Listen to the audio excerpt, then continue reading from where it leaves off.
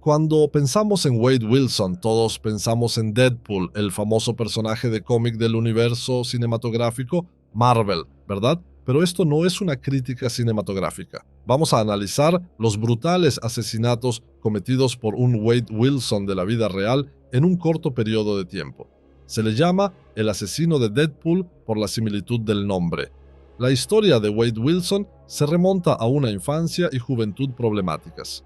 Nacido en 1994, Wilson fue abandonado por su familia biológica cuando aún era un bebé.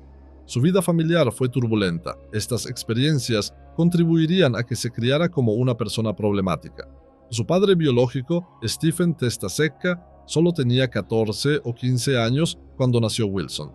La joven pareja tomó la difícil decisión de que su hijo fuera adoptado por unos amigos de la familia, Candy y Steve Wilson. Wilson, que había mostrado signos de delincuencia desde una edad temprana, fue criado por Candy y Steve Wilson. Wilson había mostrado signos de delincuencia desde una edad temprana. Sus frecuentes encontronazos con la ley en la adolescencia indicaban un patrón de conducta que empeoraría con el tiempo. Amigos y conocidos de su adolescencia lo describían como un individuo rebelde con una propensión constante a los problemas. Los primeros encuentros significativos de Wilson con la ley tuvieron que ver con pequeños hurtos y actos de vandalismo. Estos primeros delitos, aunque menores en comparación con los que cometió más tarde, demostraron su desprecio por la autoridad. Solía robar pequeños objetos en tiendas locales y destrozar propiedades, lo que le acarreó numerosas advertencias y consecuencias legales. A medida que crecía, las actividades delictivas de Wilson se agravaban. Participó en numerosas peleas, tanto en el colegio como en su barrio. Estos incidentes a menudo desembocaban en acusaciones de agresión y lesiones, lo que le introducía aún más en el sistema de justicia penal. Su propensión a la violencia era evidente y las discusiones cada vez eran más violentas. La adolescencia de Wilson también marcó el inicio de su relación con las drogas. Al principio solo era consumidor, pero pronto se convirtió en distribuidor de drogas. Esta implicación en el tráfico ilícito de drogas no solo alimentó su conducta delictiva, sino que también le introdujo en una red de individuos con ideas afines. Al final de su adolescencia, Wilson empezó a relacionarse con conocidas bandas delictivas. Estas asociaciones le proporcionaron un sentimiento de pertenencia y protección, pero también le expusieron a una actividad delictiva más organizada y violenta. Una de las bandas más importantes con las que se relacionó más adelante en su carrera delictiva fue la banda supremacista blanca Unforgiven, conocida por sus actividades violentas y sus estrictas normas de lealtad. Las actividades delictivas de Wilson se agravaron con su participación en robos e invasiones de viviendas. Su participación en estas actividades indicaba un cambio de la pequeña delincuencia a actividades más organizadas y peligrosas. Wilson empezó a entrar en conflicto con la ley a una edad temprana y fue detenido por primera vez a los 16 años. Entre 2010 y 2019, Wilson fue detenido más de 20 veces por robo, fraude, gamberrismo y agresión, y a pesar de cumplir múltiples penas de prisión, su comportamiento no cambió. Su comportamiento delictivo cada vez peor llevó a que fuera internado en centros de menores en múltiples ocasiones. Estas penas de prisión iniciales pretendían rehabilitarlo y disuadirlo de futuras actividades delictivas. Sin embargo, en lugar de rehabilitarse, Wilson aprovechó estos periodos de encarcelamiento para relacionarse con otros delincuentes y se afianzó en el mundo criminal. La adolescencia y las primeras actividades delictivas de Wade Wilson muestran a un joven que se vio arrastrado a la delincuencia por una combinación de factores personales, familiares y psicológicos. Sus primeros delitos, desde pequeños hurtos hasta agresiones violentas y distribución de drogas, allanaron el camino para sus posteriores y notorias acciones. Christine Melton era originaria de Illinois. En busca de nuevas oportunidades y un nuevo comienzo, se trasladó con una amiga a Cape Coral, en Florida. Allí encontró trabajo como camarera y se buscó la vida. Melton era conocida por su personalidad cálida y amable. Los vecinos la describían como una persona siempre dispuesta a ayudar a los demás. El 6 de octubre de 2019, Christine Melton conoció a Wade Wilson en un bar de Fort Myers. Después de que el bar cerrara, Wilson y las dos mujeres fueron a casa de Jason Shepard. Pasaron varias horas allí y finalmente Wilson, Melton y Sailors regresaron a la casa de Melton en Cape Coral. Más tarde, ese mismo día, Stephanie Sailors abandonó la casa. Wilson y Melton se quedaron solos. Por la mañana, Wilson la atacó mientras dormía. Lo estranguló hasta matarlo en su propia casa. Después, Wilson le robó el coche y huyó del lugar.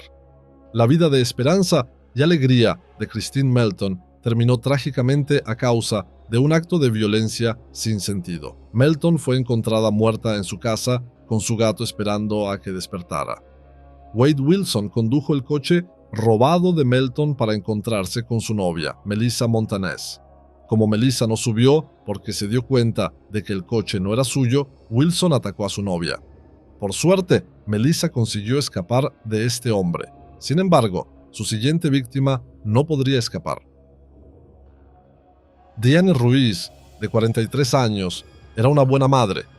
Era una persona cariñosa, conocida por su carácter afectuoso y su dedicación a su familia y a su trabajo. Ruiz era madre de 2 hijos y su familia era el centro de su mundo. Trabajaba como camarera en el Moose Lodge de Cape Coral, donde era una empleada respetada y de confianza. El 7 de octubre de 2019, Diane Ruiz se dirigía a su trabajo para el turno de las 10 de la mañana cuando se cruzó con Wade Wilson.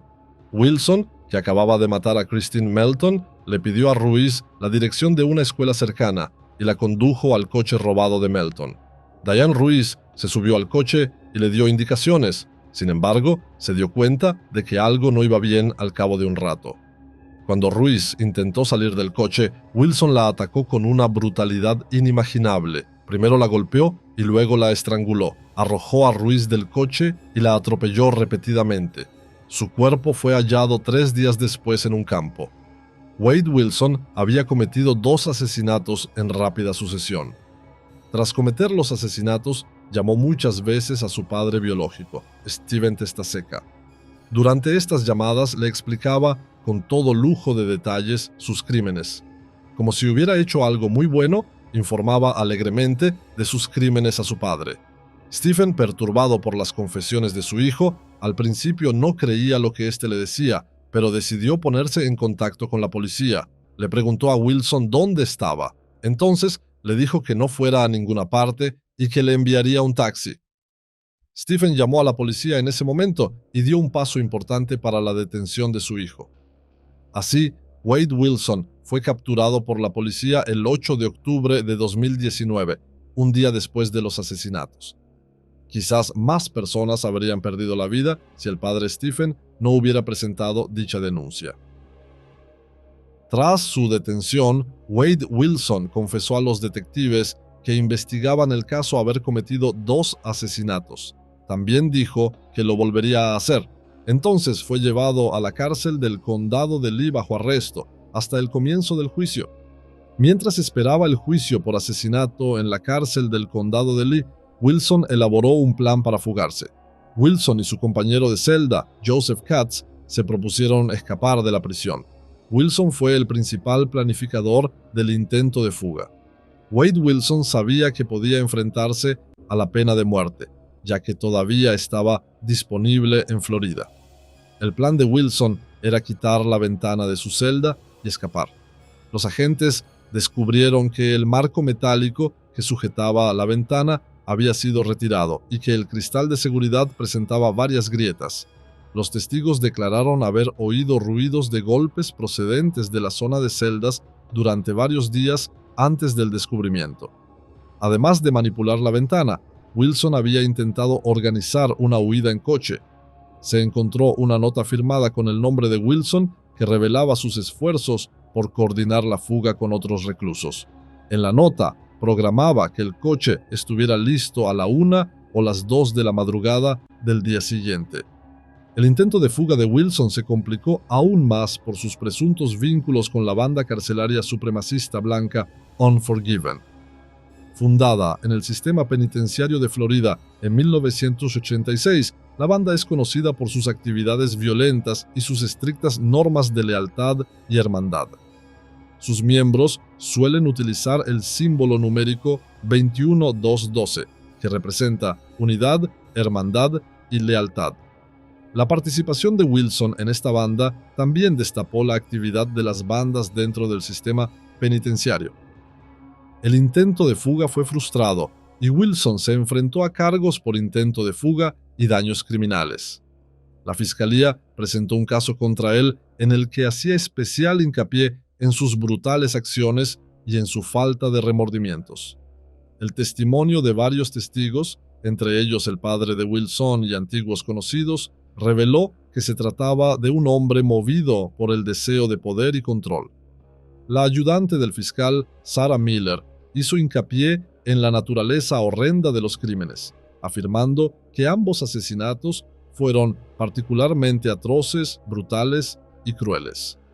El equipo defensor de Wilson intentó mitigar sus acciones argumentando que padecía una enfermedad mental y adicción a las drogas. Pretendían que el jurado inclinara la balanza hacia una condena menor, sugiriendo que su mente enferma y su adicción afectaban a su comportamiento. Sin embargo, este argumento no convenció a los miembros del jurado, que no estaban dispuestos a aceptar que una enfermedad mental pudiera justificar unos actos tan brutales. Tras 2 días de testimonios, el jurado anunció que declaraba a Wilson culpable de 6 delitos, incluidos 2 cargos de asesinato en primer grado. El 12 de junio de 2024, el jurado declaró a Wilson culpable y recomendó la pena de muerte el 25 de junio. Según la ley de Florida, al menos 8 miembros del jurado tenían que votar a favor de la pena de muerte.